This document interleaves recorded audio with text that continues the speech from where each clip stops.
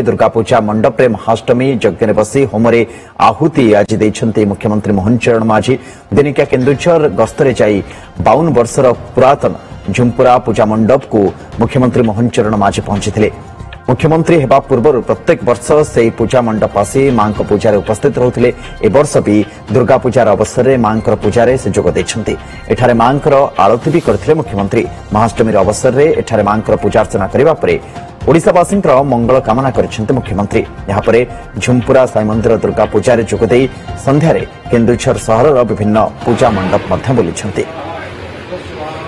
मुख्यमंत्री हला परे भी गाँव को आसचंती भूली ना परंपरा सब दुर्गा पूजा माने पढ़ा बंदापना करके घर को पाछटी नेलु सब आनंद सहित समस्त माँ भौणी मैंने बहुत खुशी बहुत आनंद लगला मैंने आसुचंती एबे भी तेणु करके गाँव को भूली ना।